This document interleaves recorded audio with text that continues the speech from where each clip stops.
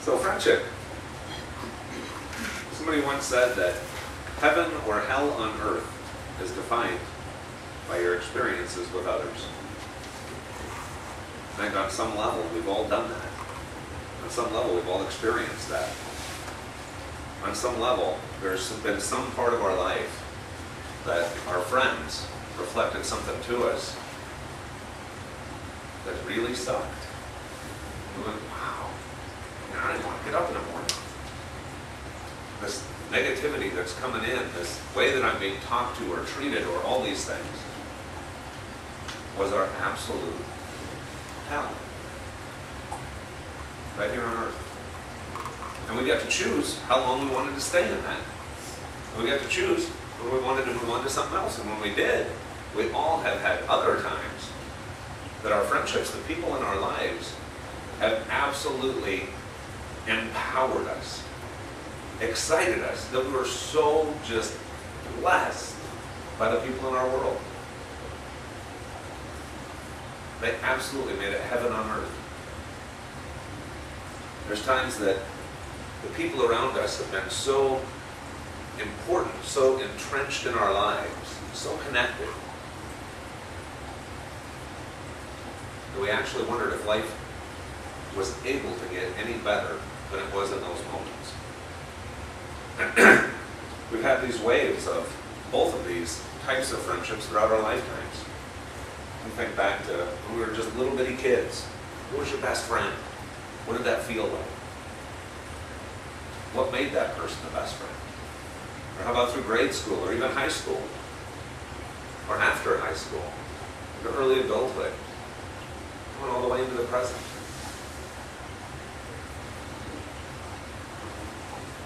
Those folks that you just hung out with all the darn time, you just couldn't get enough of them. In some cases, maybe you ended up marrying that person. And other times, we have these friendships that are so strong, even though we're now thousands of miles apart. But one simple phone call, or one on vacation, or one come to see you, and it's like no time has passed. You're right there, just tight as ever.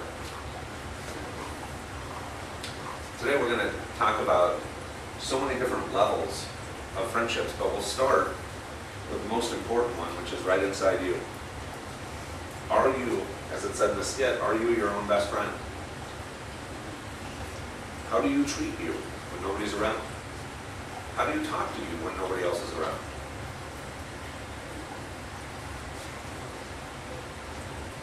Are you worth being your own friend? If you weren't you, would you be friends with you? Now, if you weren't you, would you be stoked to be friends with you?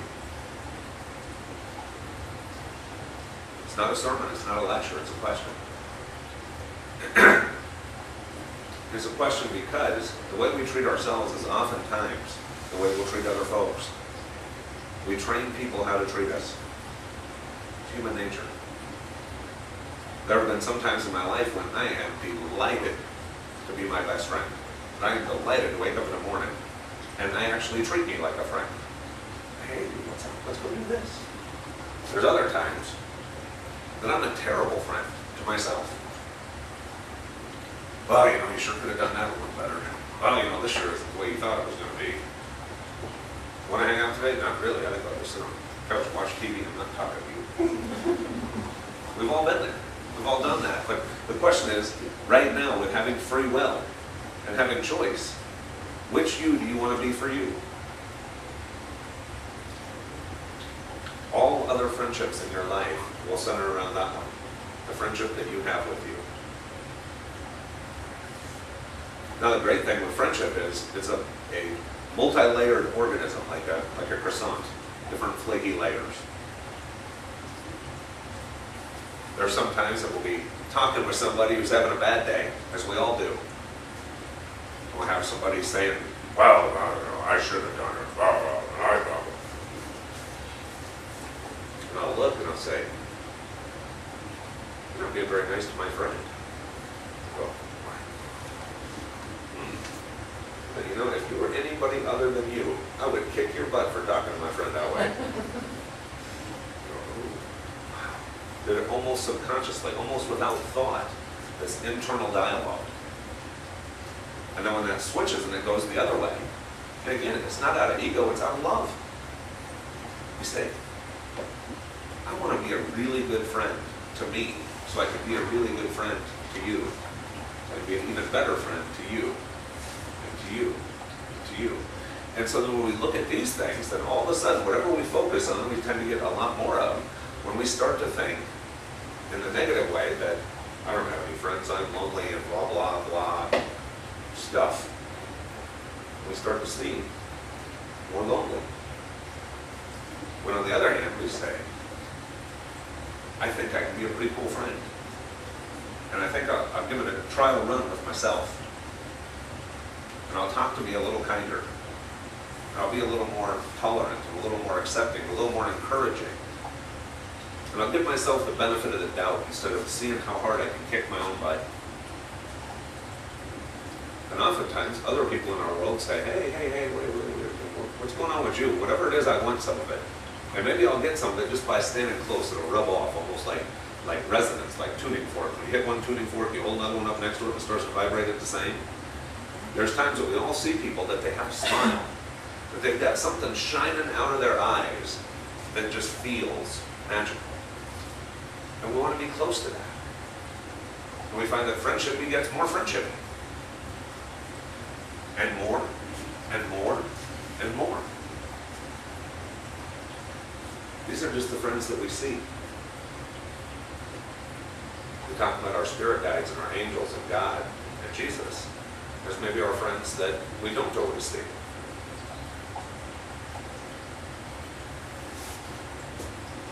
In my book, Bridging the Gap Between the Christian and Metaphysical Worlds, I walk people through an exercise. And during that exercise, and I'll have you all do this exercise with me for a moment, just internally to yourself.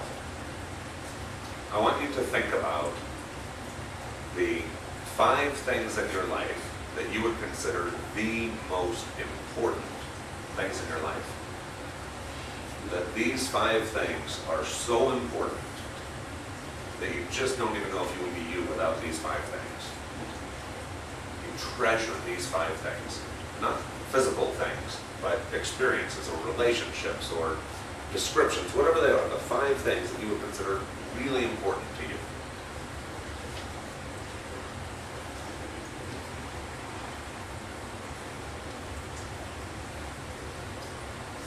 Okay, now I want you to put that list aside for just a second. I want you to make another list. Now, we're not talking about bills or responsibilities with this, but what are the top 5 things with your free time? So not going to work and not paying bills, but what are the 5 things with your free time and extra money that you invest in? So I'm not talking about the have-tos with your time or the have-tos with your money. I'm talking about the electives. When I'm not at work and when I have an extra nickel, this is what I do. This is what I spend it on. This is what I spend my time doing. So I want you to think about that list for just a second. The 5 things in your life that you spend your free time and your extra money on.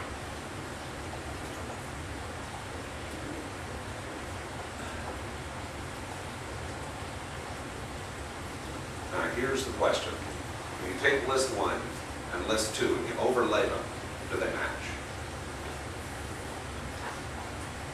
If the things that you say you value most are the same things that you spend your free time and your extra money on, then you're living in your truth.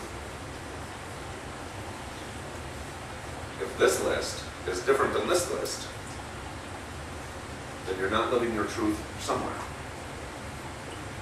I don't care which list changes, but they should match in order to be living in your truth. I bring this up today because for most of us, on this list over here, on the things that we really, really value, are our friendships.